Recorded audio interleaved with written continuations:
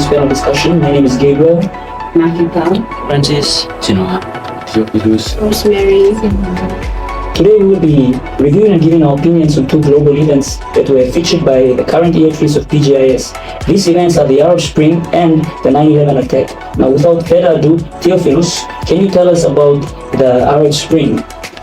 thank you. According to the video reviewed, first speaker of the first segment stated that the Arab Spring was a fight for freedom and movement that began in Tunisia in 2010. However, the Arab Spring was not just a fight for freedom and movement, it was a revolution.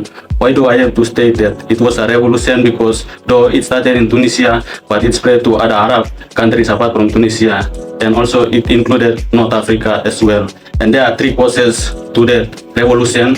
Number one is the economic crisis, which resulted in the unemployment rate increase, and the second one is the social disorder, which resulted in the discrimination against the religious group and the minority, and the third one is the abuse of political power. Thank you, Theophilus, for the brief explanation of the Arab Spring.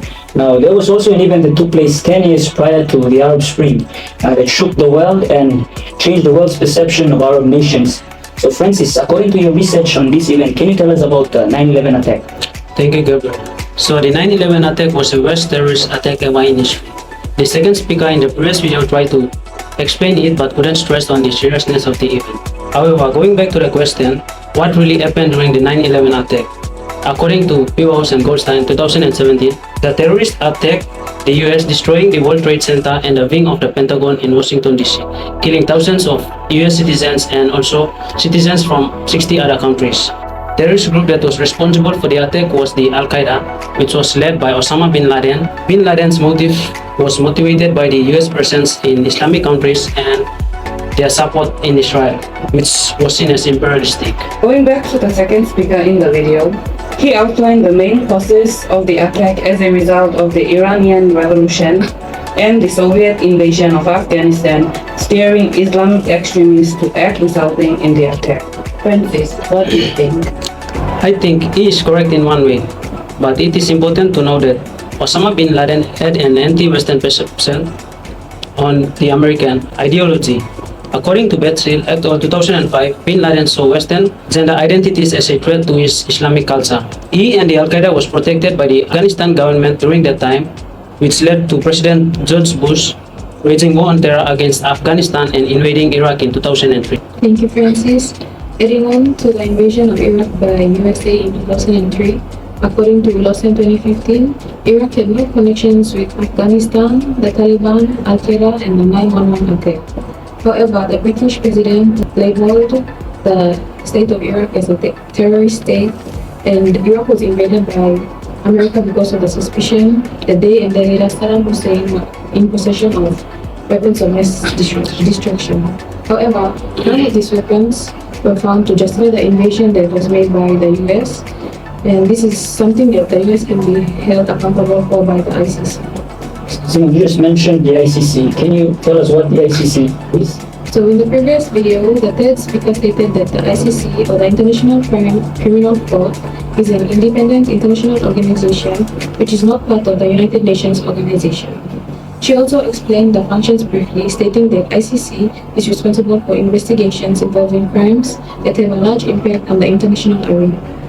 Simon, can you explain what are the jurisdiction of the ICC? Thank you, Gabby. So as stated by the third speaker in the previous video, ICC has jurisdiction over four main crimes, namely genocide, crimes against humanity, war crimes, and crimes of aggression. The aftermath of 9/11 involved crimes committed that were very likely to fall under one of the four main jurisdictions of ICC. Such acts of terrorism, plus the invasion of Iraq by USA that later proved to be unrelated to the 9/11 attack, also can be categorized under crimes against humanity due to loss of millions of Iraqis lost in 2015. Thank you, Simon, for helping us understand the ICC. Now, moving on to the next session of this discussion, we will be relating IR theories with the aforementioned events. So, Chinoa, can you give us an insight of the connection between the theories, the IR theories, and the mentioned events? Thank you, Gabriel. Now, the first speaker of the second segment stated that both events are not directly connected to the theories of IR, and I slightly agree with that because Arab Spring began as a domestic event in Tunisia. IR theories are concerned with international organization and state. However, when the event escalated, it became a global issue, which involved 12 countries in North Africa and Arab states. That is when IR theories comes in. Now, according to an article by Tayed 2014, widespread protests in Arab Spring has the ability to translate the theories of international relations. So, in the realist view, the protests saw core principles of political struggle of power between states. And in the liberalist view, the protest saw positive influence on affected countries by promoting values like democracy, freedom, and equality. And the theory of liberalism also connects with international organizations to promote global peace and prosperity. Thank you, Chinoa, for providing higher theories to support these events. Now, apart from these events and apart from international organizations, are there any organization in the Pacific that was affected by either of these events? Rosemary, can you take us through? Yes, they are, which the third speaker of the second segment of the previous video stated. She also explained how the bombing of the World Trade Center affected the World Trade and the World Trade Organization. So basically, the two most significant trading organizations that was affected during that time in the Pacific region was the Melanesian Spearhead Group and the Pacific Island Countries Trade Agreement. So according to Brown 2017, Melanesian Spearhead Group is a free trade agreement which aims to achieve regional integration in economies of Melanesia. And the Pacific Island Countries Trade Agreement is the first and only trade agreement between the 14 Pacific Island countries, excluding Australia and New Zealand. It aims to remove tariffs on most goods, excluding tobacco and alcohol.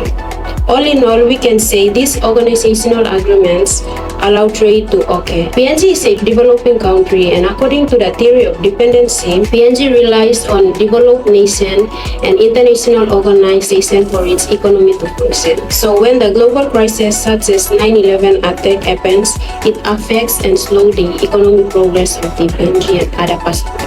Thank you everyone for your input. We have finally reached the end of our panel discussion.